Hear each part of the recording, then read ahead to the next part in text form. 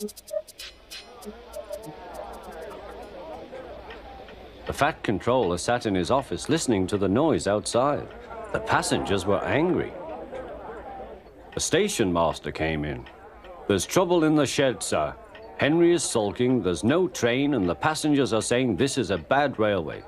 "Indeed," said the Fat Controller, "we cannot allow that." He found Gordon, James, and Henry looking very cross. "Come along, Henry, it's time your train was ready." "Henry's not going," said Gordon. "We won't shunt like common tank engines. That was Thomas's job. We are important tender engines. You fetch our coaches and we will pull them. Tender engines don't shunt." "Oh, indeed," said the Fat Controller. "We'll see about that. Engines on my railway do as they are told." And he hurried away to find Edward.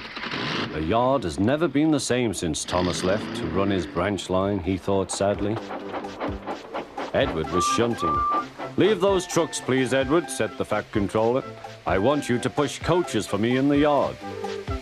"Thank you, sir. That will be a nice change." "That's a good engine. Off you go, then."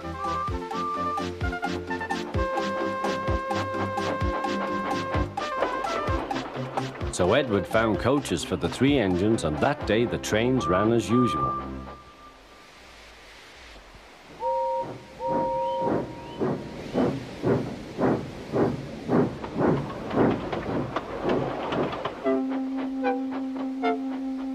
But next morning, Edward looked unhappy. Gordon came clanking past, hissing rudely. "Bless me," said the Fat Controller, "what a noise." "They all hiss me, sir," answered Edward. "They say tender engines don't shunt, and last night they said I have black wheels. I haven't, have I, sir?" "No, Edward, you have nice blue ones, and I'm proud of you. Tender engines do shunt, but all the same, we do need another tank engine here." He went to a workshop, and they showed him all sorts of engines.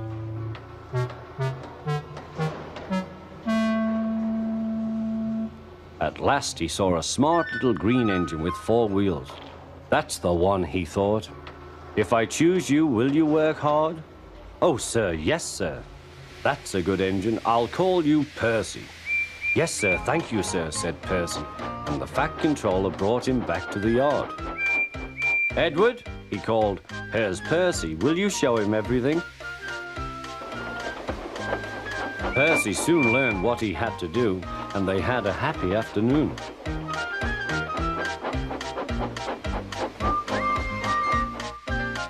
Then Henry came by, hissing as usual. "Shee!" went Percy. Henry jumped and ran back to the shed. "How beautifully you wheeshed him," laughed Edward. "I can't wheesh like that."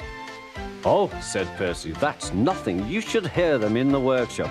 You have to wheesh loudly to make yourself heard." Next morning, Thomas arrived. "The Fat Controller sent for me. I expect he wants help," he said to Edward. "Shh, here he comes," replied Edward.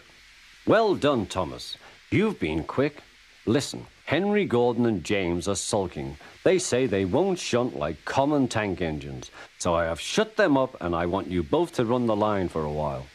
"Common tank engines, indeed," snorted Thomas. "We'll show them." "And Percy will help too." "Oh, sir, yes, sir. Please, sir," answered Percy.